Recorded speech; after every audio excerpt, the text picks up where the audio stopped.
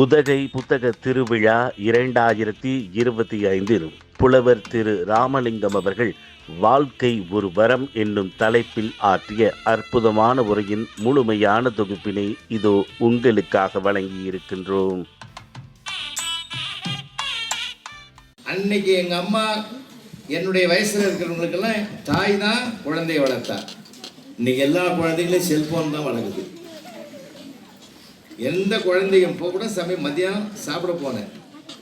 ஊட்டி மலை கூட அதற்கு விதிவிலக்கல்லன்னு ஒரு காட்சியை பார்த்து சின்ன பிள்ளை செல்போனை பார்த்து தான் சாப்பிட்டு.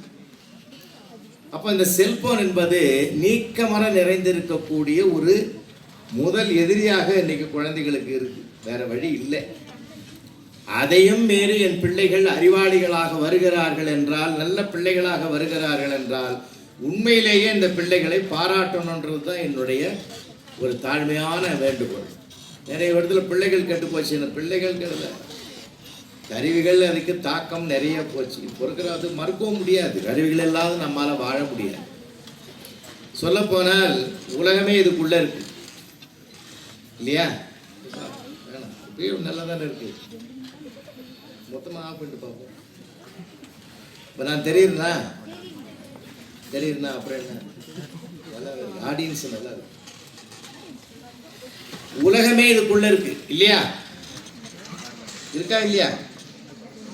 இது உள்ளங்கையில் இருந்தால் உலகம் முழுவதையும் பற்றி நமக்கு தெரியும். இதை கீழே வச்சிங்கன்னா தான் உங்களை சுற்றி என்ன நடக்குதுன்னு தெரியும். நிறைய பேருக்கு நம்ம சுற்றி என்ன நடக்குதுன்னு தெரியாமலேயே உலகத்தை பார்த்துங்க. ரொம்ப வருத்தமான நிலையெல்லாம் நீ கொண்டு போயிட்டு இருக்கு செல்போன். சமீபத்தில் விநாயகர் சேர்த்த அன்னைக்கு மயிலாப்பூர் லெஸ் கார்னரில் இருக்கிற விநாயகர் கோயிலில் சாமி கும்பிடலான்னு போனேன். ஒரு பையன் என் காதில் விழுற மாதிரி சத்தமாக சொன்னான், பிள்ளையாரப்பா, உக்ரைனுக்கு ரஷ்யாவுக்கு நடக்கிற சண்டையை நிறுத்திரு, ரொம்ப கஷ்டமாக இருக்குது, நிறுத்திருக்கான். பரவாயில்ல, ரொம்ப மனிதநேயத்தோட பிள்ளையார்கிட்ட வேண்டுதல் வைக்கிறானேன்னு சொல்லி அவனை தனியாக கூப்பிட்டு பாராட்டி அன்னைக்கு மேடையில் கிடைச்ச ஒரு பொன்னாடை எடுத்து அவனுக்கு போத்தினேன். உன் மனித நேயத்தை ரொம்ப மதிக்கிறேன்டான்னு. அதெல்லாம் ஒன்றும் இல்லை சார், அப்படி ஒரு சண்டை நடந்தால் உன்ன மாதிரி ஒரு வாத்தியார் பாடம் எழுதிடுவார். அதை ஏன் படிக்கிறது? ஏற்கனவே 2 சண்டை நடந்து எங்கள் மண்டை காயுது. அந்த வருஷம் நான் போர் சண்டையில் இப்போ சேர்ந்தவன் அவனெல்லாம் ஞாபகம் வச்சுக்க முடியல. போன டெஸ்ட்டில் கூட எங்கள் டீச்சர் 2ஆம் உலக போர் ஏன் நடந்ததுன்னு கேட்டாங்க. முதல் உலக போர் சரியாக நடக்காதனால 2ஆம் உலக போர் நடந்ததுன்னு நான் எழுதினேன். கூப்பிட்டு வச்சு ஒரு 4 கட்டு தட்டாங்க. ஏன் சார் இப்படிலாம் சண்டையை வச்சு வளர்த்து அதை ஒரு பாடமாக எழுதி? மகா கஷ்டம் சார். அதனால தான் சார் பிள்ளையார்கிட்டையாவது மனுஷன் சொன்னால் கேட்க மாட்டான், பிள்ளையார்கிட்டையாவது சொல்லி வைக்கணும்னு சொல்லி வச்சோம். பிள்ளைகளுடைய வருத்தங்கள் இன்னைக்கு நிறையா இருக்குது. படிக்கிறதுன்றதுனாக்க வெறும் புத்தகம் படிக்கிறது, பாடப்புத்தகம் படிக்கிறது, மார்க் வாங்கிறது மட்டும்தான் பிள்ளைகளுக்கு தெரியுது இன்னைக்கு. அதையும் தாண்டி இந்த உலகத்தை படிக்க வேண்டும் என்பதற்காகத்தான் இந்த புத்தக திருவிழாக்களை மாவட்டந்தோறும் நடத்த வேண்டும் என்று இளமை காலத்தில் வளமானது எது என்றால் கல்வி ஒன்றுதான் என்ற கருத்தை கையில் எடுத்துக்கொண்டு மாண்புமிகு தமிழக முதல்வர் அவர்கள் அவருடைய வழிகாட்டுதலில் தான் இது மாவட்டந்தோறும் சிறப்பாக நடந்து கொண்டிருக்கிறது. அப்படிப்பட்ட ஒரு பெருமையான சிறப்பு தான் இந்த புத்தக திருவிழாவுடைய அமைப்பு. பெரியவர்களுக்காக நான் இந்த செய்தியை சொல்றேன். இந்திய திருநாட்டிலேயே முதலாக வாழ்கிற வீட்டிலேயே ஒரு புத்தக நிலையத்தை, ஒரு லைப்ரரியை கொண்டு வந்து முதல் ஏற்படுத்தியவர் மூதறிஞர் ராஜாஜி அவர்கள். தான் வீட்டில் ஒரு பகுதியை ஒதுக்கினார், புத்தகங்களுக்குன்னு ஒரு பகுதியை ஒதுக்கினார். நம்ம பூஜை அறை வைப்போம், சமையல் அறை வைப்போம், கலந்துரையாடலுக்கு அறை வைப்போம். ஆனால் அவர் முதலாக இதை சிந்தித்து செயல்படுத்தி பலாயிரம் நூல்களை கொண்டு வந்து வீட்டில் சேகரித்து வைத்தார். உலகத்திலேயே முதலாக ஒரு ஒப்பற்ற மாமனிதர் புத்தகங்களுக்கு என்றே தனி வீட்டை கட்டினார். வீட்டுக்கு பக்கத்திலே இன்னொரு வீட்டை கட்டினார். புத்தகங்களுக்கென்றே உலக புத்தகங்கள் அத்தனையும் கொண்டு வந்து சேர்த்து வைத்தார். அவர்தான் அண்ணல் அம்பேத்கர் என்கிற மிகப்பெரிய சட்டமன்ற. பேரறிஞர் அண்ணா அவர்களும் அண்ணல் அம்பேத்கர் அவர்களும் ஒரு நூலகத்துக்கு உள்ளே நுழைந்தால் அவர்கள் எப்பொழுது படித்து முடித்து வெளியிலே வருகிறார்களோ அதற்கு பிறகுதான் அந்த நூலகமே மூடப்படும். அப்படின்னா ஒரு புத்தகம் என்பது ஒரு மனிதனை செதுக்குவது. அதனால பிள்ளைகளுக்கெல்லாம் உங்களெல்லாம் கூட்டியாந்து இந்த கண்காட்சியை காட்டி பல புத்தகங்களை வாங்கிறதுக்கு நோக்கம் என்னன்னா வாசிக்கிற பழக்கம் வரணும். நீங்க எந்த அளவுக்கு புத்தகத்தை நேசித்து படிக்க ஆரம்பிக்கிறீங்களோ இந்த செல்போனை பார்க்கவே மாட்டீங்க. ஏன்னா உங்களை அழைத்து கொண்டு போகிற மிகப்பெரிய ஒரு சொர்க்க உலகத்தை அந்த புத்தகம் காட்டும். ஒரு எழுத்தாளனோடு நீங்கள் பேசுகிற பெருமிதத்தை பெறுவீர்கள்.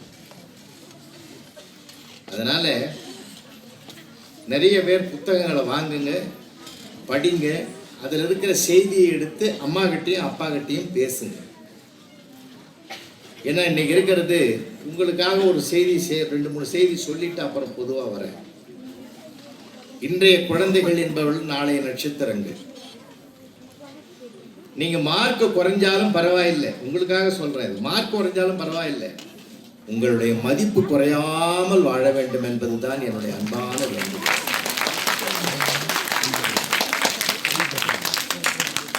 ஏன்னா அந்த மதிப்பு தான் மிக மிக முக்கியமானது. அந்த மதிப்பு இயல்பாக அமைந்து விட்டால் நிறைய மார்க் நீங்களே வாங்கிடுவீங்க. உங்களுக்கு உலகத்திலே முதலாக ரோல் மாடல் யார் என்பதையே தேர்ந்தெடுக்க முடியாத அளவுக்கு இன்றைய இளைஞன் திறனறி கொண்டிருக்கிறார். வருத்தப்படுகிற அளவுக்கு அவனுடைய வாழ்க்கை இளமையிலே அமைந்து விடுமோ என்ற ஆதங்கம் எங்களை போன்றவர்களுக்கு அதிகமாக இருக்கக்கூடிய சூழ்நிலை இப்பொழுது இருக்கிறது. உங்களுக்கு ரோல் மாடல் யார்? முதல் யாரு? நம்பர் 1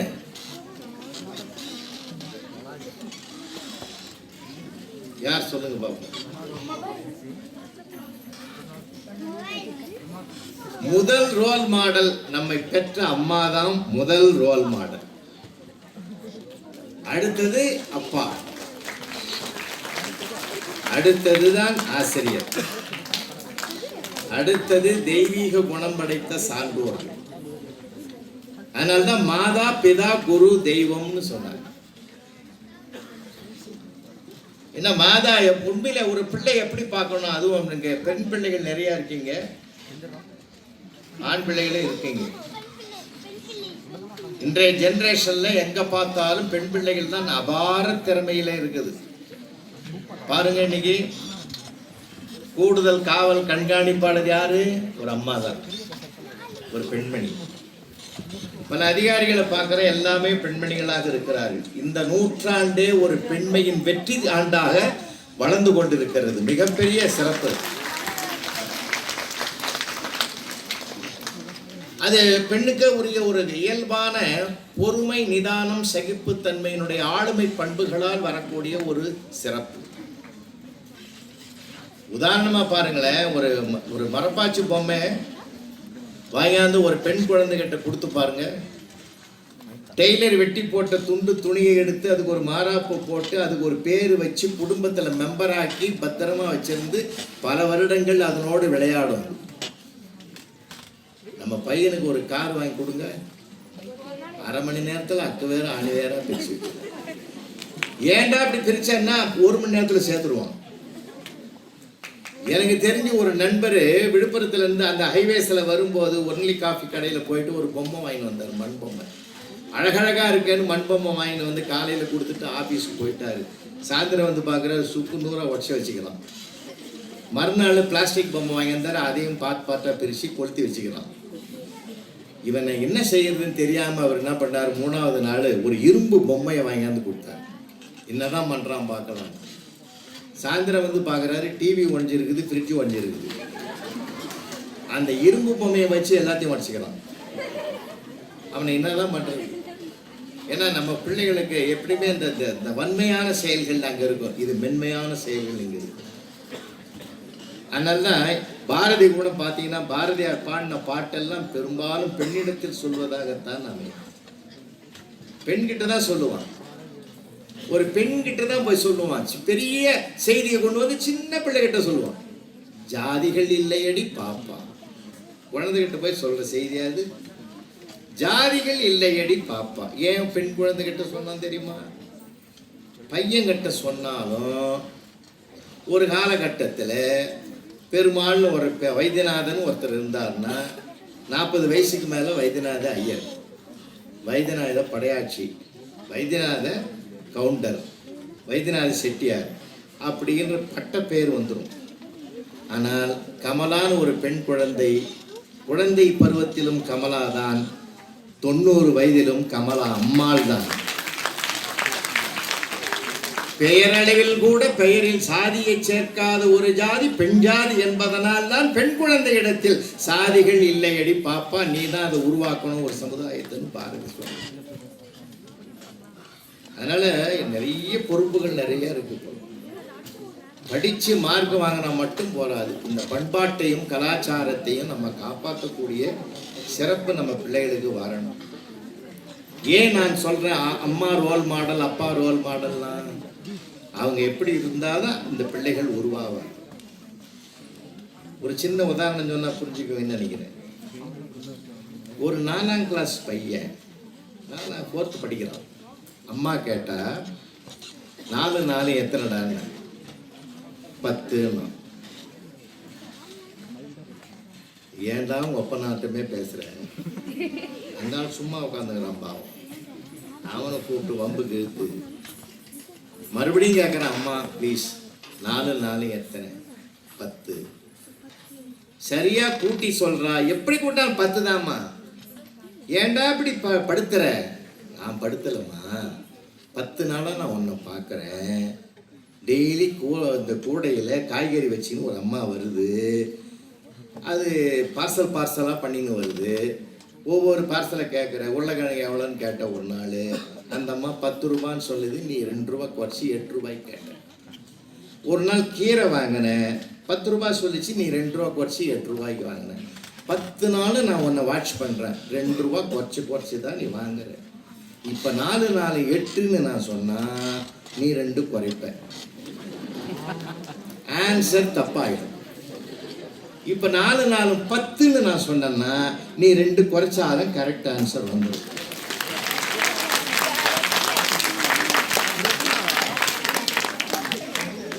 இப்போ புரியுதா? யார் பிள்ளைகள் ஃபாலோ பண்றாங்க? அம்மாவை தான் ஃபாலோ. அதனால தான் எல்கேஜிலிருந்து 5th ஸ்டாண்டர்ட் வரைக்கும் பெண் ஆசிரியர்களை நியமித்திருக்கிறார்கள். எங்கே ஆண் ஆசிரியர்கள் எல்கேஜிலிருந்து 5th வரைக்கும் இருக்க மாட்டாங்க. நான் ஜனாதிபதி மேதக அப்துல் கலாம் இடத்துல அவார்டு வாங்கினது சொன்னாங்க, ரைட்டு தான். ஆனால் உலகத்திலேயே எல்லோருக்கும் அவார்டு கொடுக்கணும்னா எல்கேஜியிலிருந்து 5th வரைக்கும் பணியாற்றுகிற ஆசிரியர்கள் அத்தனை பேருக்கும் கொடுக்கணும். ஏன்னா குழந்தையோட குழந்தையாக மாறி குழந்தைக்குள்ளே உட்கார்றது லேசான விஷயம் இல்லை,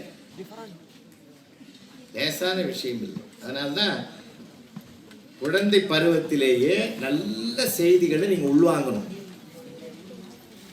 ஒரு விவசாயி கூட ஒவ்வொரு பயிருக்கும் நிலத்தை பண்படுத்தலாம். அந்த நிலத்தை பண்படுத்தி அந்த பயிர் உருவாவதற்குரிய சிறப்பை உருவாக்குறான். அது மாதிரி நம்முடைய மனம் என்பது ஒரு நிலம் மாதிரி. ஒரு நெல்ல விதை போட்டா நிலத்துல முளைக்குது. நல்ல சொல்ல போட்டோம்னா மனசுல அது விளையும். நிலம் பண்பட்டால் நெல் விளையும், மனம் பண்பட்டால் நல்ல சொல் விளையும். இன்னைக்கு இதெல்லாம் பிள்ளைகளுக்கு ரொம்ப தேவைப்படுதுன்றதுக்காக சொல்றேன். சில நல்ல பழக்க வழக்கங்களை நம்ம கையில் எடுக்கணும். அதே மாதிரி 2வது அப்பா ரோல் மாடல் நான் உங்களுக்கு சொன்னேன், சாதாரணமான சொல்லலை. ஈன்று புறந்தறுதல் இந்தலை கடனே, சான்றோன் ஆக்குதல் தந்தைக்கு கடனே, நன்னடை நல்கல் வேந்தற்கு கடனே, வேல்வடித்து கொடுத்தல் கொல்லக்கு கடனே, ஒளிர்வாழ் அருஞ்சமம் முறிக்கு களிரெறிந்து பெயர்தல் காளைக்கு கடனேன்னு 2000 ஆண்டுகளுக்கு முன்பே புறநானூறு பேசுகிறது. அப்ப அப்பாவுக்கு என்ன பெரிய கடமை இருக்கு? இன்றைக்கு கூட காவல்துறை சார்பாக ஒரு விழிப்புணர்வு ஒரு புத்தக ஒரு கடையும் அங்க இருக்கு. உண்மையிலே இந்த சமுதாயத்தில் பல சிக்கல்கள் பல பிரச்சனைகள் குறைய வேண்டும் என்றால் வளரும் பருவத்திலேயே வளமான சிந்தனைகளை வளர்த்து விட்டால் காவல்துறைக்கு கூட தன்னுடைய கணிசமான வேலை குறையும் என்பதிலே நான் நம்பிக்கை உடையேன். எங்கெங்க பிரச்சனைகள் அந்த வளமான சிந்தனைகளை எல்லாம் உங்கள் உள்ளத்தில் உருவாக்கி கொள்வதற்கு தான் இந்த மாதிரி புத்தகங்களை திருவிழாக்களாக கொண்டாடுறோம். கோவில் திருவிழாக்கள் ஒரு பக்கம் நடந்தா அங்கே விற்கிறதே வேற பொருள். புத்தக திருவிழாக்கள் மட்டும்தான் அறிவு திருக்கோயிலுக்கு வேண்டிய பொருள்கள் அனைத்தும் இங்கே உருவாக்கப்பட்டு விற்பனைக்கு இருக்கிறது. அப்பான்றது லேசான விஷயம் இல்லை. ஏன்னா அம்மா இடுப்பில் தூக்கி வளர்ப்பா இல்லையா? எந்த அப்பாவது உன்னை இடுப்பில் வச்சு தூக்கி இருக்கானா? உட்காரவே முடியாது. அம்மா இடுப்பிலே சுமப்பாள். ஏன் தெரியுமா? உறவுகள் எல்லாம் சொல்லி கொடுப்பாள். அம்மா உறவுகளோடு நின்றுடுவா. அப்பா என்ன பண்ணுவார் தெரியுமா? சர்ன்னு தூக்கி அந்த தோள் மேல வச்சு, நான் பார்க்காத உலகத்தை நீயாவது பாரடான்னு உன்னை தோல்ல உயர்த்தது.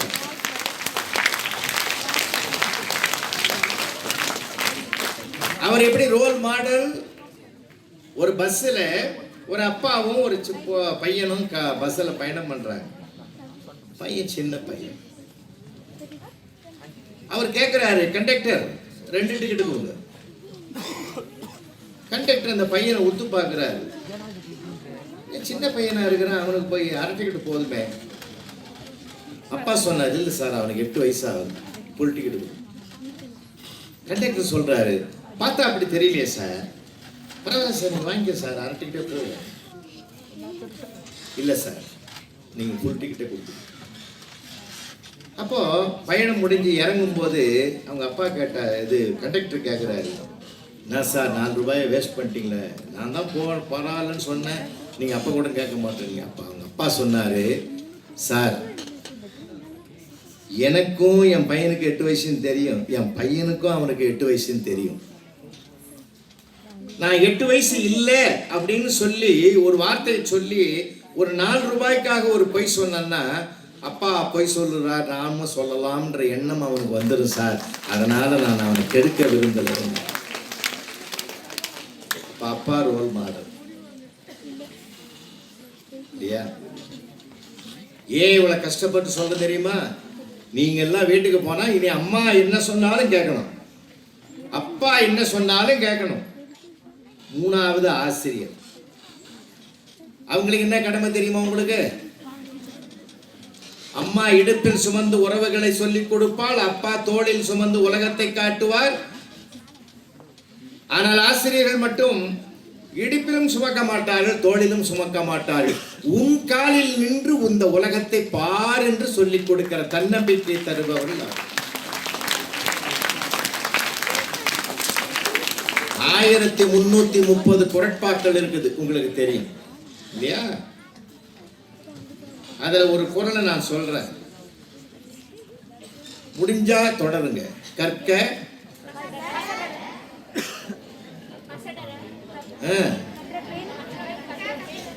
பரவாயில்ல, நல்ல பிள்ளைகள் சொல்லிட்டீங்க.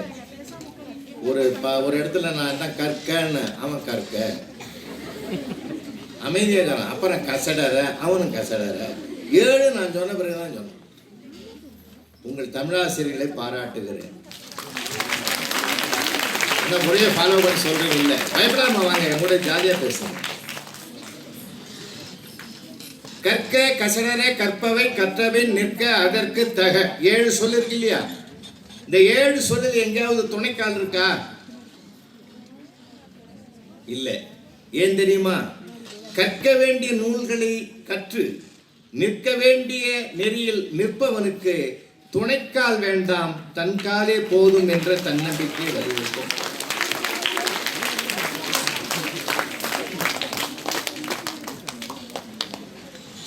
புத்தகங்கள் என்பது ஒரு மனிதனை நல்ல சிற்பமாக்கு. ஒரு நல்ல நண்பனுக்கு, ஒரு நண்பனோடு பழகுகிற ஒரு சிறப்பு புத்தகத்தை வாசிக்கிறதுல கிடைக்கிற சுகம். பொது அறிவுக்கான செய்திகள் நிறைய கிடைக்கணும். இன்னைக்கு உலகமே அறிவியலை நோக்கி பயணப்பட்டு கொண்டிருக்கிற ஒரு வாழ்க்கை தான் இன்னைக்கு அதிகமா இருக்கு. இப்ப ஏஐ வந்துடுத்து. 100 பேர் வேலை செய்யறத ஒரே ஒரு ஏஐ கருவி செஞ்சுட்டு போயிடும். ஆனால் அது எங்க ஆபத்துல போய் முடியணும் போது யாருக்கும் கண்டுபிடிக்க முடியாது. அமெரிக்காவில் சமீபத்தில் ஒரு கொடுமை நடந்தது. அந்த ஏஐயினுடைய அதோடு பழகுகிற ஒரு இளைஞன், 16 வயதில் உடைய அந்த இளைஞன் அதனோடவே பழகுவான், அதனோட தான் இருப்பான், பிரியவே மாட்டான். அந்த அந்த கருவி இடத்துல போய் கேட்டான், சூசைட் பண்ணிக்கிறது எப்படின்னு கேட்டான். அது எத்தனையோ வழிகளை சொல்லி கடைசியில் ஒரு கண்டிஷன் போட்டது, இந்த ஆலோசனை இதை பத்தி யாரிடத்துல நீ ஆலோசனை கேட்காது, நான் சொல்வதை கேள். கடைசியில் அவனுடைய வாழ்க்கையை முடிஞ்சு போச்சு. ஒரு மனிதன் ஒன்றை எவ்வளவு அளவுக்கு கண்டுபிடிக்கணுமோ அந்த அளவுக்கு தான் கண்டுபிடிக்கணும். எல்லை மீறுகிற போது அந்த எல்லையே நமக்கு தொல்லையாகாம அது இருக்கட்டும். அதனால நீங்க அம்மா சொல்றதை கேளுங்க, அப்பா சொல்றதை கேளுங்க. ஆசிரியர், உலகத்திலேயே ஆசிரியரை மாதிரி ஒரு தியாகம் உள்ள படைத்தவர்கள் இருப்ப வாய்ப்பே கிடையாது. ஒரு வகுப்பறை செய்தி உங்களுக்கு நினைவுபடுது. இது நடந்தது Pune board high school. Pune board high school ஒரு ஆசிரியர், வகுப்பாசிரியர் உள்ள நுழைகிறாரு. ஜன்னல் வழியா ஒரு வாழைப்பழத்தோல் வெளியில விழுது. ஓரக்கண்ணால பார்த்துட்டு உள்ள போன ஆசிரியர் யாரா போட்டதுன்னு, யாராவது நான் தான் போட்டேன்னு சொல்லுவான். Pinned of silent. 40 பிள்ளைகள் அப்படியே அமைதியா இருக்கும். இந்திய தேசிய ஒருமைப்பாட்டையே நீங்க அப்பதான் பார்க்கலாம். போட்டவன் இன்னும் தெளிவா உட்காந்துங்கிறான். ஆசிரியருக்கு கோவம் வந்துருக்கு. எல்லாம் பெஞ்ச் மேல மலை 39 பேர் ஏறி நின்றுட்டோம், ஒரு ஆள் மட்டும் உட்காந்துங்கிற பையனை பார்த்து, ஏன் நிக்கல என்ன? அந்த தவறை நான் செய்யவில்லை, செய்யாத தவறுக்கு நான் ஏன் தண்டனை அனுபவிக்க வேண்டும்? ஓ அப்படியா, எதுத்தா பேசுகிறாய்? ஐயா சத்தியத்தை பேசுகிறேன். பையன், ஓ பெரிய சத்தியவானோ, அப்படியானால் போட்டது யார் சொல்? காட்டி கொடுப்பதை ஒருபோதும் இந்திய இளைஞன் செய்ய மாட்டான். கெட் அவுட் பையன் தூக்கின்னு வெளியே போட்டான். வாதியாருக்கு பயம் வந்துருக்கு. பின்னாடியே போனாரு.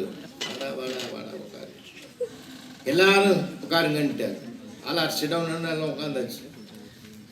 அந்த பிள்ளைதான் 7ஆம் வகுப்பு படித்த பிள்ளைதான், அந்த நேர்மையும் சத்தியத்தையும் கடைபிடித்த அந்த பிள்ளைதான் பிற்காலத்தில் இந்திய தேச விடுதலைக்கு தலைமை தாங்கிய லோகமானிய பாலகங்காதர திலகர் என்று வரலாறு பேசுகிறார். வகுப்பறைனா லேசான விஷயம் இல்லை கண்ணா, நல்லா கேட்டுக்கோ. உங்க ஸ்கூலுக்கெல்லாம் எந்த ஸ்கூல்ல இருந்து வந்தீங்கன்னு தெரியாது, அங்கெல்லாம் நான் வந்து பேச வாய்ப்பு இல்லைன்னா கூட இங்க உங்களை சந்திக்கிற வாய்ப்பு இருக்கு.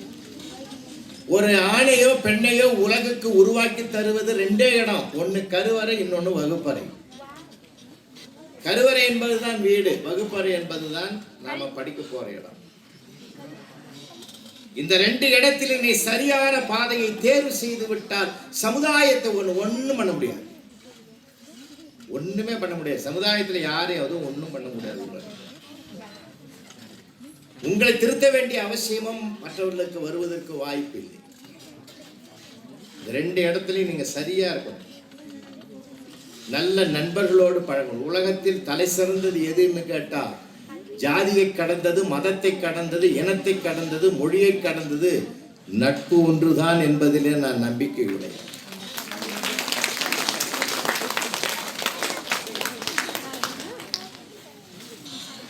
யூடியூப்ல நான் ஒரு தடவை பேசினது தான், இருந்தாலும் நான் உங்களுக்கு சின்ன குழந்தைங்கன்றதுக்காகத்தான் நான் என்னை மாத்திக்கிட்டேன். இப்போ உங்க வீட்டுல எல்லாம் பால் காய்ச்சறாங்கல்ல, பாத்திரத்தில் பாத்துறீங்களா? இப்ப காலம் அதையும் சொல்ல வேண்டியதாகுது. அன்னைக்கு ஒரு மாமியார் ஹாலில் உட்காந்துங்கிறது, மருமக கிராஸ் பண்ணி கிச்சனுக்கு போகுது. மாமியார் கேட்டாங்க, அம்மாடி கிச்சனுக்கா போற? ஆமா அத்தை. அந்த பாலை சிம்மில் வை. சிம்மு 1 சிம்மு 2 கேட்டது. இது என்ன உலகம் எங்கேயோ போகுது. அதனால பிள்ளைகளுக்கு சொல்ல வேண்டியதாக. பாத்திரத்துல பால் காய்ச்சறாங்க இல்லையா, ரொம்ப சூடாயிட்டா என்ன ஆகும்? பொங்கும். அழகு. உடனே அம்மா என்ன பண்ணுவா, கொஞ்சம் லேசா தண்ணியை கையில அப்படி பிடிச்சி மேல தெளிப்பா. அந்த பொங்குற பால் என்ன ஆகும், அடங்கிடும். இது நம்ம பார்க்கிற காட்சி இல்லையா? இப்ப நான் இப்படி பாருங்க, பாலுக்கும் தண்ணிக்கும் ஃப்ரெண்ட்ஷிப். பாலில் நம்ம ஊர் பால்காரரு அந்த ஃப்ரெண்ட்ஷிப்பை நல்லாவே சேர்த்து வைப்பார், பஞ்சமில்லாம சேர்த்து வைப்பார். அப்ப இந்த பால் காய காய என்ன ஆகும், நெருப்புல எது ஆவியாகும், முதல்ல தண்ணி ஆவியாகும். இப்ப அந்த தண்ணி ஆவியான உடனே பாலுக்கு கோபம் வந்துட்டு, என் நண்பனை பிரிச்சிட்டிய பாவி, இதோ உன்னை அழிச்சிடறேன் பாருன்னு நெருப்பை அணைப்பதற்குத்தான் அது கோபமா பொங்குது. அம்மா என்ன பண்றா, தண்ணி தெளிச்ச உடனே அதை அடங்கிச்சு. ஏன் தெரியுமா, பிரிந்து போன நண்பன் வந்து விட்டான். உலகத்திலேயே பாலையும் தண்ணி எவ்வளவு கலந்தாலும் தண்ணி எது பால் எதுன்னு தெரியவே தெரியாது. அதுதான் என் நட்பு. அதுதான் நல்ல ஃப்ரெண்டு. யார் தெரியுமா, எல்லாம் நம்ம குரல் சொல்ற, திருவள்ளுவர் சொல்ற நல்ல நண்பன் யார் தெரியுமா, உங்களுக்கு ஏத்த மாதிரி சொல்ற. ஒரே பிரச்சனையா இருக்குடா, கடவுள் பார்த்துக்கவாரு அப்படின்னு ஒரு ஃப்ரெண்டு சொல்றான். இன்னொரு ஃப்ரெண்டு, நான் இருக்கும்போது நீ ஏன்டா கவலைப்படுற. அப்ப யாரு நல்ல ஃப்ரெண்டு, நான் இருக்கிற கவலைப்படாத சொன்னா பத்தியா, அவன் தான் நல்ல நண்பன். அப்ப ஒரு நல்ல நட்பு கிடைச்சிச்சுன்னு வச்சுங்களேன், வாழ்க்கையில முன்னேற்றத்துக்கு முட்டுக்கட்டை போடுவதற்கு யாராலும் முடியாது. நல்ல நட்பு தேர்வு பண்ணிங்க. அடுத்த ஸ்டேஜ், ஒரு மனிதனை தீர்மானிப்பது நல்ல வார்த்தைகள். ஏன் தெரியுமா, இங்க பேச வரவேற்ப ஒரு சொன்ன நண்பர் கூட, அறிமுகப்படுத்தின நண்பர் சொன்னார், அரிது அரிது மானிடராய் பிறத்தல் அரிது சொன்னாரா இல்லையா? அரிது நம்ம வாழ்க்கையில் மனிதனா பிறக்கிறது பெரிய புண்ணியம். அதில் பிறப்பதற்கு, அது பிறந்து விட்ட பிறகு வாழ்ந்து காட்ட வேண்டும், அது ஒரு சரித்திரமாக மாற வேண்டும் என நினைப்பதுதான். அது வரலாறு மட்டுமல்ல, அது கிடைத்தற்கரிய வரம் என்று இந்த மனிதன் நினைக்கணும். அதுதான் இந்த பிஞ்சு மனசுலயே அதை பதிவு பண்ணும். நல்ல வார்த்தைகள், ஒரு மனிதனுடைய அடையாளமே நல்ல சொல்லு. இனிய உளவாக இன்னாத கூறல் கனியிருப்ப காய் கவர்ந்துட்டு. காய விரும்புவானா மனுஷன், பழத்தை விரும்புவானா? அப்போ நல்ல சொல்லு பழம் மாதிரி, கெட்ட சொல்லு காய் மாதிரி. எங்க மதுரைக்கு பக்கத்துல 2003 என்னுடைய தம்பி முறையாவனும் ஒருத்தர் இறந்துட்டார். விமான நிலையத்தில் போயிட்டு இறங்கி நான் மாட்டுத்தாவணியில் போய் ஒரு மலர் மாலையை வாங்கிக்கிட்டு போய் அந்த அவருக்கு போட்டுட்டு அப்படியே நான் வருத்தமா நிக்கிறேன். அவருக்கு ஒரே ஒரு பையன், பிஎஸ்சி செகண்ட் இயர் படிக்கிறான்.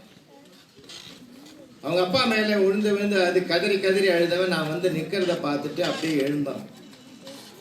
எங்க தம்பி பையன் தான் சொன்னா பாரு, எழுந்து என்னை கட்டி பிடிச்சிங்க, பெரியப்பா நீ எல்லாம் இருக்கும்போது அப்பா போயிட்டாரு. நீங்க சிரிக்கிறீங்க, நான் 15 நாள் மெடிக்கல் லீவ் போட்டு வேலைக்கே போகல. ஆச்சரியமான வார்த்தைகள் வாயிலிருந்து வரணும் என்பதை அதிர்ச்சி தருகிற வார்த்தைகள் வரக்கூடாது. முடியாது என்ற வார்த்தை வாழ்க்கையில் வரவே கூடாது. முடியும். பாசிட்டிவ் எண்ணங்கள், நெகட்டிவ் நமக்கு வேண்டவே வேண்டாம். பரலோக ராஜ்யம் பக்கத்தில் இருக்கிறதுன்னு பைபிள் பேசுகிறது இல்லையா? எவ்வளவு ஒரு மங்களமான வார்த்தை தெரியுமா? அது எங்கேயோ இருக்குது பரலோக ராஜ்யம். இல்ல, பரலோக ராஜ்யம் பக்கத்தில் இருக்கிறது. பாரம் சுமப்பவன் பாக்கியவான். என்ன ஒரு வார்த்தைகள், பைபிளுடைய வார்த்தைகள் அது. அப்ப மனிதனுடைய மனம்தான் எதையும் தீர்மானிக்குது. அடுத்த கட்டம், வார்த்தைகள் எங்கிருந்து வருது? எண்ணங்களிலால் உருவாகும். நல்ல எண்ணத்திலிருந்து வார்த்தைகள் வருகிறது, வார்த்தைகளே செயலுக்கு காரணமாக இருக்கிறது. அப்ப எண்ணம், சொல், செயல் 3 ஒண்ணா இருக்கும். அப்பதான் ஒரு மனிதனுடைய வாழ்க்கையை உலகம் பாராட்டுகிற வாழ்க்கையாக அமைகிறது. இதெல்லாம் இன்னைக்கு நமக்கு கருவிகளோடு அதிகமாக பழகிற காரணத்தினால்தான் நான் இது சொல்ல வேண்டிய அவசியம் இருக்கு. ஒரு காலத்துல பாத்தீங்கன்னா குழந்தைய கொஞ்சாத தாயே கிடையாது. இப்பெல்லாம் மாறி போச்சு. ஒரு பால் சோற்றை பிசைஞ்சு கிண்ணத்துல வச்சு, வெள்ளை கிண்ணத்துல வச்சு ஒவ்வொரு வாயா அம்மா ஊட்டும் போது, இது அம்மாவுக்கு ஒரு வாய், அப்பாவுக்கு ஒரு வாய், தாத்தாவுக்கு ஒரு வாய், பாட்டிக்கு ஒரு வாய், எதிர்விட்ட அண்ணனுக்கு, பக்கத்து வீட்டு அக்காவுக்குன்னு பகிர்ந்து கொடுக்கிற பண்பாட்டையும் சேர்த்து ஊட்டிய வளர்த்த நிலை மாறி இப்பெல்லாம் ஒரு கிண்ணத்துல சோத்தை போட்டு பாலை ஊற்றி அது கையில கொடுத்து செல்லை ஆன் பண்ணி கொடுத்துருவோம். அதுவே அள்ளி அள்ளி போடும். அதுக்கு பால் சோறுன்னு தெரியல, மோர் சோறு. இப்போ நாம தான் கொஞ்சம் நீங்கள் தயாராகணும். விஷயத்துக்கு நான் விளக்க நிறைய சொல்லணும் இந்த பிள்ளைகளுக்கு. நிற்க காலம் அப்படி இருந்தால் ஒரு நடந்து காட்டியவர்களுக்கு பின்னால் இவன் போவானே தவிர ஒரு நடித்து கொண்டிருப்பவனுக்கு பின்னால் இந்த சமுதாயம் போகாது என்ற நம்பிக்கையினால் தான் இதை நான் பேசுகிறேன்.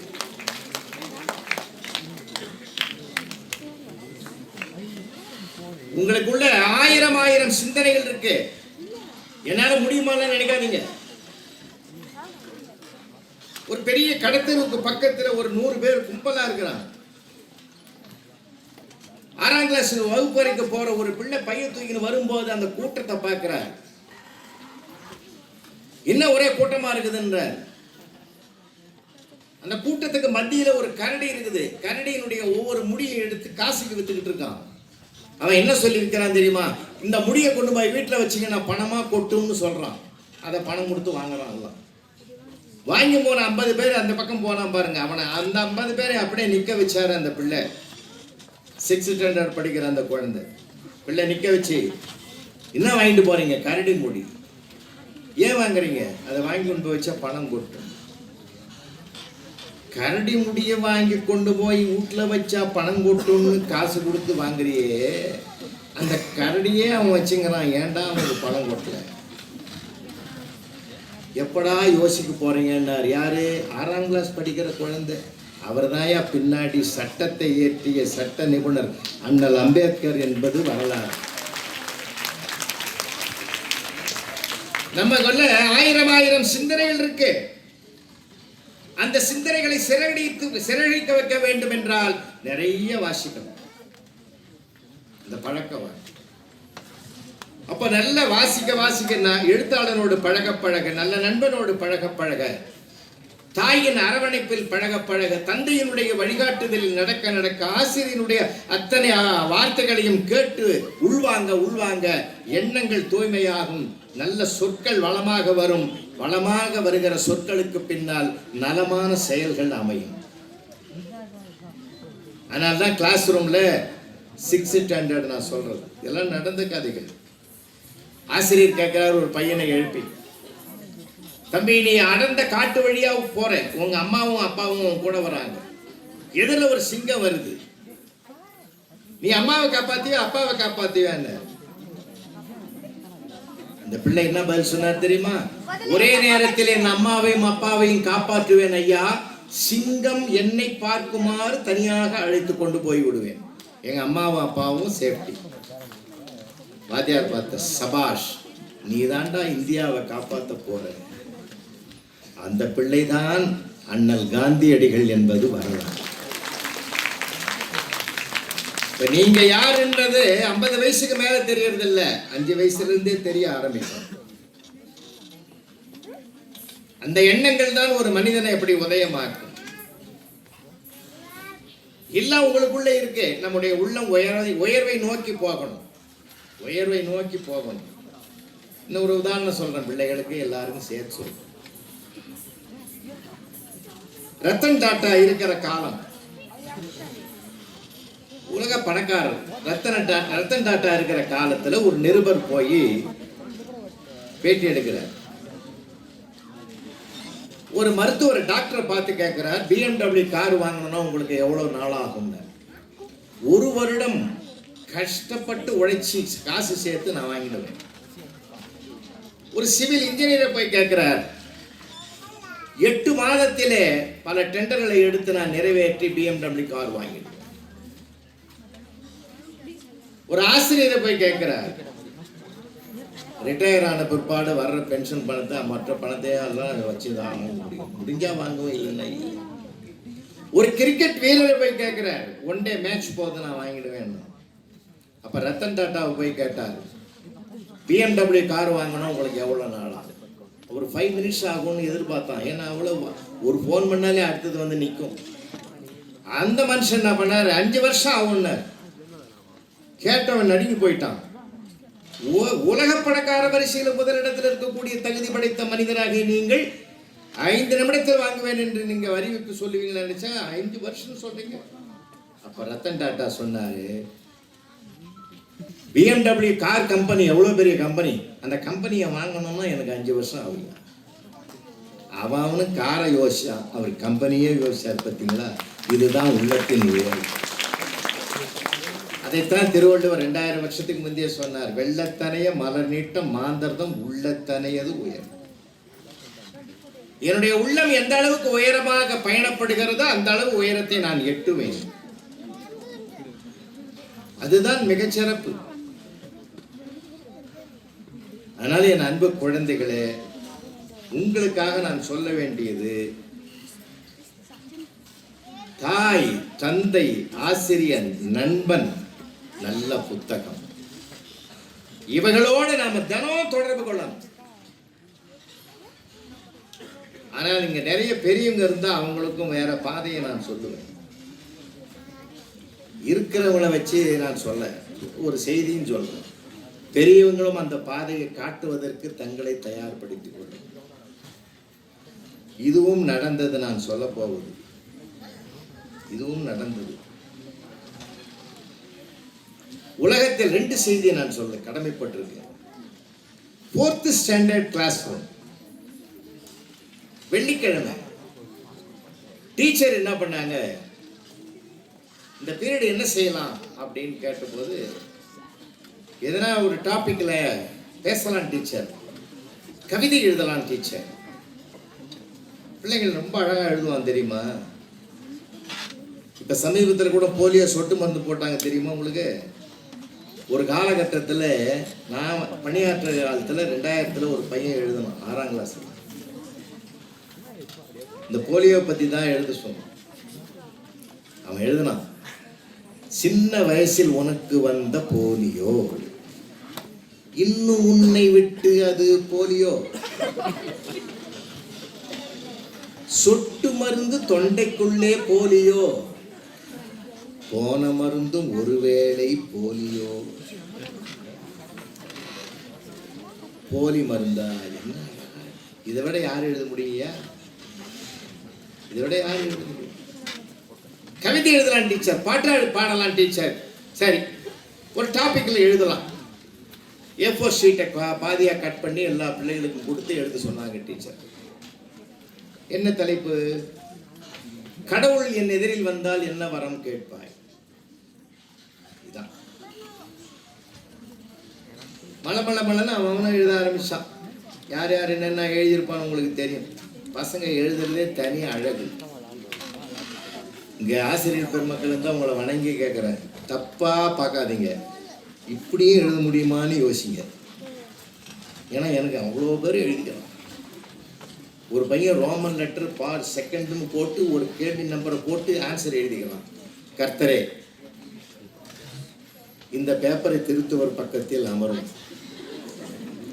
அவர் செய்த பாவங்களை எல்லாம் மன்னித்தருளும். நான் செஞ்ச பாவம், அவன் தான் பாவம் செஞ்சுட்டு என்கிட்ட வந்துக்கிறான். அவர் செய்த பாவங்களை எல்லாம் மன்னித்தருளும் பெருமானே, அவர் திருக்கரங்களினால் எனக்கு வாழ்க்கை அள்ளி போட வைக்கிறார். அப்படி போட்டால் அவர் பிள்ளை படிக்கும் பள்ளியிலும் அப்படி போடுவார்கள் என்ற ஞானத்தை அவருக்கு உதயமாக்க வேண்டும். எம்மா வேற்ற எழுதுறான் பாருங்க. இதுக்கு நானே படிச்சு சிரிச்சு கடந்தேன். இப்படிலாம் கூடமா எழுத முடியும். விளையாட்டா எழுதுவான் தெரியுமா உங்களுக்கு. இங்க போய் டீச்சர் ஒருத்தங்க சாந்தகுமார்னு ஒரு அம்மா இருக்கு, ஒரு காலமும் நேரமும் கணக்கு கேட்டது. 10 பேர் சேர்ந்து ஒரு தார் ரோடை 20 நாளில் போடுறாங்க, அதே ரோடை எத்தனை நாளில், 15 பேர் எத்தனை நாளில் போடுவாங்க? நம்ம எழுதிக்கிறோம். இது அனாவசியமான கேள்வி. ஏற்கனவே 10 பேர் போட்ட ரோடை மறுபடியும் 15 பேர் போவாங்க. கீழே எழுதிக்கிறான், இது அரசாங்கத்துக்கு வீண் செலவுன்னு எழுதிக்கிறோம். அப்போ ஒரு தலைவன் அங்கே உருவாகிட்டான்னு நம்ம நினச்சிக்கலாம். அப்புறம் டீச்சர் வந்து என்கிட்ட, நீ செல்லம் கொடுத்து இந்த பசங்க பூரா அப்படி தான் வீணாக போயிட்டாங்க. ஆமாம், வீணாக போகலாமா, சமுதாயம் வீணாகக்கூடாதுன்ற அக்கறையில் எழுதியிருக்காமா, ஃபுல் மார்க் போடுமா. நீங்கள் போடுவீங்களா? நான் போட்டிருக்கிறேம்மா. காந்தி ஜெயந்தி குறிப்பு வரையும் கேட்டிருந்தேன். காந்தியை பற்றி 3 வரி எழுதி 4வது வரி எழுதிக்கிறோம். ஜெயந்தியை பற்றி எனக்கு எதுவும் தெரியாது. அதனால விளையாட்டுத்தனம். நீங்கள் அதை விட இன்னும் ஃபென்டாஸ்டிக் ஆன்சர்லாம் எழுதுவோம் தெரியுமா? சிமெண்ட்டை தயாரிக்க வேண்டிய மூலப்பொருளை எழுதுங்கன்னு கேட்டிருந்தாங்க ஒரு டீச்சர். எழுதிக்கிறோம், எந்தெந்த மூலப்பொருள்களை கொண்டு அது தயாரிக்கப்படுமோ அந்தந்த மூலப்பொருளால் அது தயாரிக்கப்படும். அவனும் வழிக்கு வரல, இவங்களுக்கும் விடை கிடைக்கல. என்ன பண்ணுறதுன்னு என்ன கேட்டாங்க. அட்ஜஸ்ட் பண்ணி போடுங்கம்மா மார்க்குன்னு.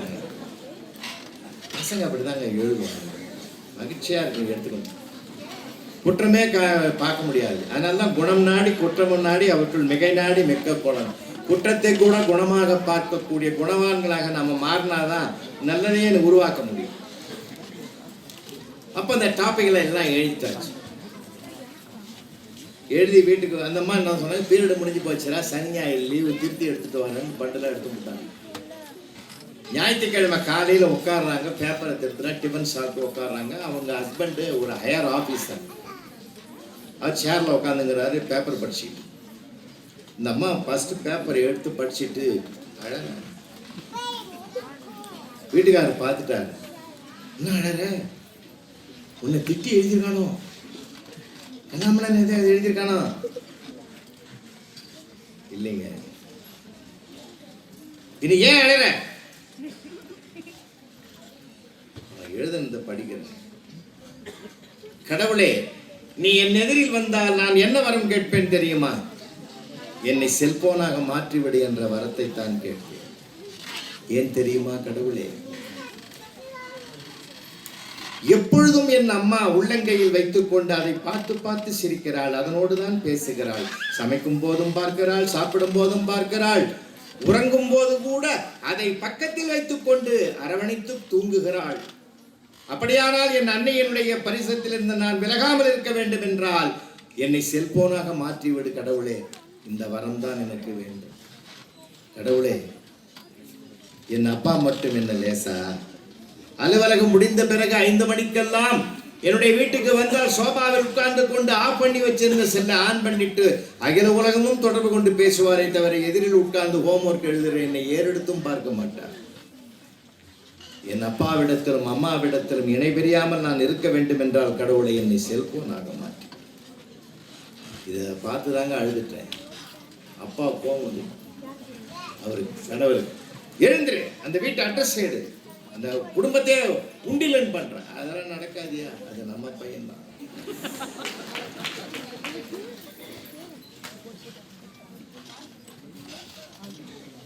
சொல்லுதல் யாருக்கும் இளையவாம் அறியவாம் சொல்லிய வண்ணம் செயல்.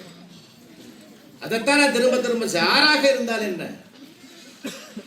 சொல்லுவது மட்டும் என்னுடைய கடமை அல்ல, நடத்தி காட்டுவதும் நடந்து காட்டுவதும் என்னுடைய கடமை. திசை மாறி போகிற உலகம். ஒரு காலகட்டத்தில் திரைப்படம் எல்லாம் இன்னைக்கு போச்சு. வருத்தத்தோடு சொல்றேன். பார்ப்பது, படிப்பது, கேட்பது. கேட்பதை விட படிப்பதை விட கேட்பதை கேள்வி செல்வம்னா, படிப்பதை படிப்பு செல்வம்னா, பார்க்கிறது தான் உடனுக்குடன் இம்மீடியட்டா பதியும். காட்சி வழியாக உடனுக்குடன் மனிதனுக்கு பதியும். ஒரு காலத்திலலாம் எம்ஜிஆர் படத்தை, புரட்சி தலைவர் எம்ஜிஆர் படத்தை பார்த்துட்டு வெளியில வர்றவன்லாம் என்ன பேசிட்டு வருவான்? இனிமேல் அம்மாவை நான் கண்டிப்பா வணங்குவோம்டா, எங்க அம்மாவை கடைசி காலம் வரைக்கும் காப்பாத்துவேன்னு தாய் பாசத்தோட வெளியில வருவான். நடிகர் திலகம் சிவாஜி கணேசனுடைய திரைப்படத்தை பார்த்துட்டு வந்தா, இனிமேல் என் அண்ணன் தம்பி கிட்ட தகராறே பண்ண மாட்டேன், ஒற்றுமையா இருப்பேன்டா, குடும்பம் ஒற்றுமையா இருப்பேன்னா அதோட வருவான். இப்ப அப்படி இல்லையே. எவனை வெட்டலான்னு தானே கத்தியை தூக்குற மாதிரி பணம். கலைவாணர் NS கிருஷ்ணன் இல்லையா, அவங்க எல்லாருக்கும் தெரியும். கலைவாணர் என்.எஸ். கிருஷ்ணன் அவருடைய மனைவி மதுரம் 2 பேரும் உட்கார்ந்துங்கிறாங்க வீட்டு வாசல். ஒரு அம்மா கர்ப்பிணி, அந்த அம்மா வந்து யாசகம் கேட்குது, ஐயா ஏதாவது உதவி செய்யுங்க. கலைவாணர் 100 ரூபாய் எடுத்து கொடுத்தாருங்க. அந்த காலத்துல 100 ரூபான்றது இப்போ 1 லட்சம் ரூபாய்க்கு சமம். 100 ரூபாய் எடுத்து கொடுத்தாரு. அந்த அம்மா வாங்கின அப்படி போச்சு. போன உடனே மதனம் சொன்னாங்க, நீ ஏமாந்துட்ட. அந்த பொம்பளை நிச்சு உண்மையான கர்ப்பிணி கிடையாது, துணியை வயிற்றுல கட்டிக்கிட்டு கர்ப்பிணி மாதிரி உங்ககிட்ட நடிச்சு பணத்தை வாங்கிட்டான். உடனே கலைவாணர் சொன்னாரு, கூப்பிட அவளை மறுபடியும் கூப்பிடு சொல்லி கூப்பிட்டு இன்னொரு 100 ரூபாய் கொடுத்தாரு. போயிடுச்சு அந்த அம்மா. மதனம் திட்டுறாங்க, ஏன் ஏற்கனவே 100 ரூபாய் ஏமாந்துட்ட, உன்னை ஏமாத்திட்டான்னு சொன்ன மறுபடியும் கூப்பிட்டு 100 ரூபாய் கொடுக்குறேன். இங்க பாரு, நாம 2 பேரும் நடிச்சு தான் பணம் வாங்கணும். நம்ம நடிச்சு நடிகர்கிட்டயே ஒரு அம்மா நடிச்சு பணம் வாங்குதுன்னா நம்மளை விட தலை சிறந்த நடிகை அவதான். அதனாலதான் பாராட்டி 2வது கொடுத்தேன். இந்த பண்பு, இந்த குணம் எப்படிங்க வரும்? அந்த மாதிரி இருந்தா பரவாயில்லை. அடுத்தவங்கிட்ட இருந்து வழிப்பறி கொள்ளை படிக்கிறது தானே இன்னைக்கு சொல்லி கொடுக்குறான். சமீபத்தில் வடமாநிலத்தில் நடந்த ஒரு தாயினுடைய கொலைக்கு கூட யார் காரணம்னா அதாவது அந்த ஒரு 100வது நாள் ஒரு படம் பார்த்துட்டு ஒரு மர்டர் பண்ணதுக்கு ஒரு காலகட்டத்தில் ஒருத்தர் ஸ்டேட்மெண்ட் கொடுத்தான். இன்னைக்கு இருக்கிறது சமூக சூழ்நிலைகள் தாறுமாறா இருக்கு. இன்னைக்கு இளைஞர்களை கரையேற்றி காப்பாற்றுவது தாயும் தந்தையும் ஆசிரியரும் புத்தகங்களும் தானே தவிர வேறு எந்த சாதனைகளாலும் அவர்களை சரிப்படுத்த முடியாது என்ற ஒரு நிலையை நோக்கி நாம பயணப்படுறோம். அதனாலதான் ஒவ்வொரு மாவட்டங்கள் தோறும் புத்தக திருவிழா, கல்லூரி வாசலிலே கால் வைப்பது கூட நமக்கு கனவாகி விடுமா என்று நினைத்து கதறிய பெண்களுக்கெல்லாம் மாதம் 1000 ரூபாய் கொடுத்து படிப்பதற்கு உதவி செய்கிற மாண்புமிகு முதல்வர் அவர்கள் நம்முடைய தமிழ்நாட்டுக்கு கிடைத்திருக்கிறார் என்றால் அவரால் புத்தகம் திருவிழாக்களும் ஒரு பக்கம், புத்தகத்தை வாசிக்கிற வகுப்பறையும் மறுபக்கம் என்றால், என் அன்பு குழந்தைகளே, நீங்கள் சிறகடித்தில் வானில் பறப்பதற்குரிய ஒரு நல்ல வாய்ப்பு காலம். இந்த காலம் சரியாக பயன்படுத்துங்க. அதுதான் மிக மிக முக்கியமானது. வழி நடத்துகிறவர்கள் உங்களுக்கு வெளியிலே யாரும் இப்பொழுது இல்லை. திரைப்படத்தை அவங்க பணத்துக்காக நடிக்கிறாங்கன்னா நாம அவர்கள் பிழைப்புக்கு நடிக்கிறார்கள், நாம பொழுதுபோக்குக்கு பார்க்கிறோம், அவ்வளவுதான். அதை மறந்துடும். அதுவே உண்மை என்று நாம நினைக்க கூடாது. 35 கிலோ எடையுடைய ஒரு கதாநாயகன் 35 பேரை அடிச்சு போட்டுட்டு அவன் தனியா நிக்கிறான்னா இது உலகத்துல நடக்கிற கதையாது. கற்பனை, முழுமையான கற்பனை. கற்பனையை பார்த்து மகிழ்வோம், நிஜத்தை பின்பற்றுவோம், நிஜங்களுக்கு பின்னால் வழி நடப்போம். இன்றைய இளைஞர்களுக்கு அதனால்தான் மேதகு அப்துல் கலாம் உங்களை பார்த்து தான் சொன்னார். உங்களை பார்த்து தான் நிறைய சொன்னார். என் தேசத்து இளைஞர்களை அவர் என்ன சொன்னார்? நான் என் அப்பாவிடத்தில் உழைப்பை கற்று, என்னுடைய அப்பாவிடத்தில் அறிவை பெற்றேன், அம்மாவிடத்தில் அன்பை கற்றேன், ராமேஸ்வரம் கடல் அலைகளிடத்தில் இடைவிடாத உழைப்பை கற்றுக்கொண்டேன்னு சொன்னார். அதில் நீங்க வரணும், நல்ல கவனமா செயல்படுங்க. ஏன்னா வாழ்க்கையில எவ்வளவு நேரம் படித்தோம் என்பது முக்கியமில்லை, என்ன படித்து புரிந்திருக்கிறோம் என்பதுதான் மிக மிக முக்கியம். மார்க் என்பது முக்கியமல்ல, மதிப்பு தான் மிக மிக முக்கியம். ரொம்ப நிறைய நீங்கள் சிந்திக்கணும். அடுத்தவர்கள் என்ன செய்கிறார்கள் என்று பார்ப்பதை நிறுத்தி விடுங்கள், அடுத்தது என்ன செய்யலாம் என்று யோசியுங்கள். எதிர்மறை சிந்தனைகளை தவிர்த்து விடுங்கள், நேர்மறை எண்ணங்களை வளர்த்துக் கொள்ளுங்கள்.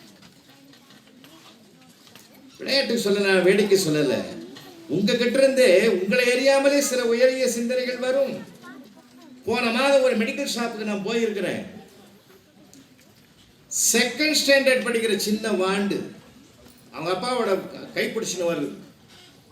ஷாப் வாசல நிக்கிறேன், நானும் மாத்திரை வாங்க போயிருந்தேன். அவங்க அப்பா அது வீட்டில் எறும்பு தொந்தரவு போல இருக்குது. எறும்பு மருந்து பாக்கெட்ல வைப்பாங்க, எறும்பு மருந்து. அதை வாங்கி போய் எறும்பு சாகடிக்கணும்னு நினைச்சவர் எறும்பு மருந்து இருக்குதான்னு கேட்டாரு. பையன் உடனே கேட்டாங்க ஒரு கேள்வி, ஏன்பா எறும்புக்கு உடம்பு சரியில்லையா? ஏன்னா மாத்திரை எதுக்கு வாங்குறோம்?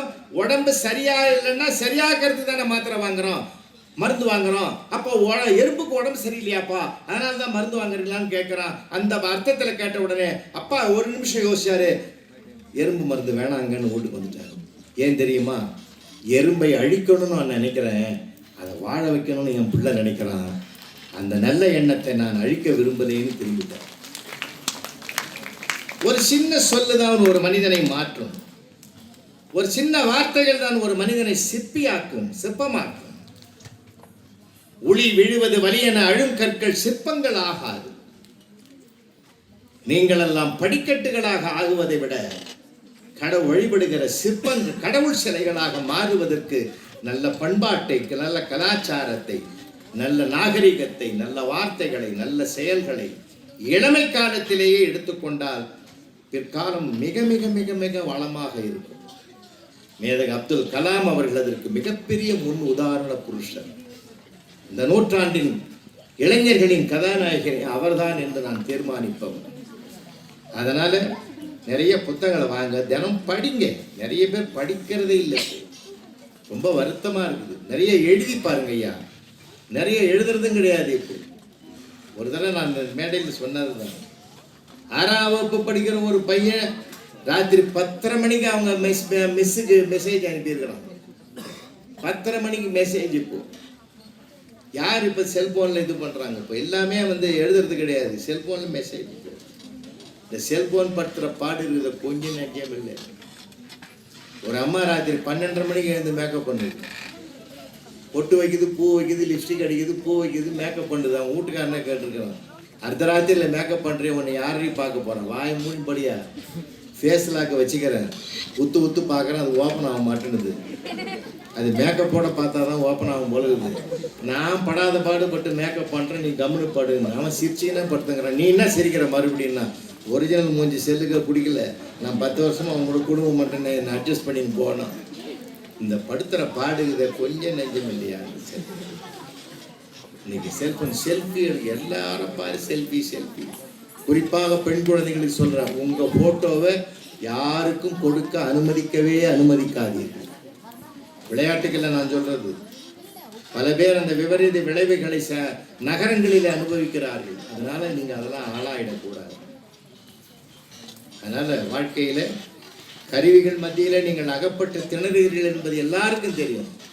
ஆனால் எண்ணங்கள் தூய்மையாவதற்கு சில நான் சொன்ன அத்தனையும் நீங்கள் ஃபாலோ பண்ணிங்கன்னா, பின்பற்றினீங்கன்னா, நிச்சயமாக நீங்களும் ஒரு வல்லுநர்களாக வருங்காலத்தில் வருவதற்கு வாய்ப்புகள் நிறைய. நான் லண்டன் 2 முறை நான் பயணம் பண்ணும்போது அங்கே இருக்கிற பள்ளிகளிலெல்லாம் நான் சில சின்ன குழந்தைகள் பள்ளிக்கு தான் போயிருந்தேன். அங்கே எல்கேஜி ப்ரீகேஜியிலிருந்தே அந்த பிள்ளைகளுக்கு கொஞ்ச நாளைக்கு பாடமே கிடையாது. நல்ல பழக்க வழக்கங்கள், ஒழுக்கங்கள் தான் ப்ராக்டிக்கலாக கற்றுக் கொடுக்குறாங்க. எப்படி சாப்பிடணும், எப்படி யூனிஃபார்ம் போடணும், எப்படி ட்ரெஸ் பண்ணணும், எப்படி குளிக்கணும், எப்படி வரிசை நிற்கணும், எப்படி எல்லாம் பழகணும், பேசணும், எல்லாத்தையும் சொல்லிக் கொடுக்கணும். அதனால இன்னைக்கு அதுக்கு நம்ம இடத்துல வாய்ப்பு அதிகம் இருந்தால், இல்லாவிட்டாலும் நான் சொன்ன முறைகளையாவது அம்மாவிடத்திலும் அப்பாவிடத்திலும் ஆசிரியரிடத்திலும் புத்தகங்களோடும் பழகுங்கள். நிச்சயமான ஒரு புதிய பாதை உங்களுக்கு கிடைப்பதற்கு வாய்ப்புகள் நிறைய இருக்கு. அதனால நாமும் வெல்வோம், நாமும் நிச்சயமாக உயரத்தை பிடிப்போம்னு சொல்லி உங்களுக்குள்ளே ஒரு வைராகியத்தை வளர்த்து கொள்ளுங்கள். நிறைவாக ஒன்று சொல்லி நான் நிறைவு செய்கிறேன். கடின உழைப்பு வேற, கவன உழைப்பு. சில பேர் நல்ல கடினமாக உழைப்பான், முன்னேற முடியாது. சில பேர் கவனமாக உழைப்பான். கவன உழைப்பு தான் வெற்றியை பெருமாள் தரும். ஒரு உதாரணம், கற்பனையாக இருந்தாலும் அதில் இருக்கிற கருத்தை எடுத்துங்க. ஒரு ஹெலிகாப்டர், இந்த ஹெலிகாப்டரில் 3 ஆண்களும் 1 பெண்ணும் பயணம் பண்ணுறாங்க. எத்தனை பேர்? 3 ஆண்கள் 1 பெண். ஹெலிகாப்டர் பைலட்டு அந்த ஹெலிகாப்டரை வேகமாக வேலை கொண்டு போயிட்டு இருக்காரு. திடீர்னு பைலட் கத்துறார், ஹெலிகாப்டரில் கோளாறு, ரொம்ப சிரமமாக இருக்குது, நான் நூல் எண்ணியை விடுறேன், நீங்கள் 4 பேரும் போய் பிடிச்சிங்க, பாதுகாப்பாக தூங்கிட்டே வருங்க, அப்படியே தரையில் இறங்கிடுறேன், நீங்கள் சேஃப்டியாக போயிடுங்கன்னு. நூல் எண்ணியை விட்டாச்சு. மலை 3 ஆண்களும் பிடிச்சிக்கிட்டான். அந்த அம்மாவும் உடையாந்து பிடிச்சிக்கிச்சு. இப்போ டவுனில் வருது, மறுபடியும் பைலட்டு கத்துறாங்க. பிரச்சனை பெருசாக போச்சு, வெயிட்டு தாங்கலை, யாராவது ஒருத்த கீழே விழுந்து உயிர் தியாகம் பண்ணுங்க, அப்போ தான் 4 பேராவது பிழைக்கலான்னாரு. யாராவது விழுவானா? நிசப்தமாக இருக்கிற நேரத்தில் அந்த பெண்ணு தான் வாய் திறந்து பேசலாம். சகோதரர்களே, நீங்கள் 4 பேர் பைலட்டு, நீங்கள் 3 பேர் ஆண்கள், 4 பேர், நான் ஒருத்தி தான் பெண். ஒரு பிரச்சனை, ஒரு துயரம் எதிர்கொண்டு வருகிறது என்றால் தாய் ஸ்தானத்தில் ஒரு பெண் உதவுவாள், இல்லைன்னா தாரம் மனைவி என்ற ஸ்தானத்தில் ஒரு பெண் உதவுவாள், இல்லைன்னா கூட பிறந்த சகோதரி என்ற ஸ்தானத்தில் உதவுவாள். உங்கள் சகோதரியாக நானே கீழே விழுகிறேன்னு அந்த அம்மா சொன்னாங்க. 3 ஆண்களும் கை தட்டினோம்.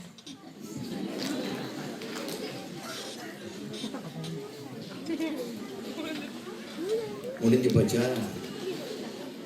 நாங்கள் என்ன சொற்பொழிவா நடக்குது? கவனம் செதஞ்சு போச்சா?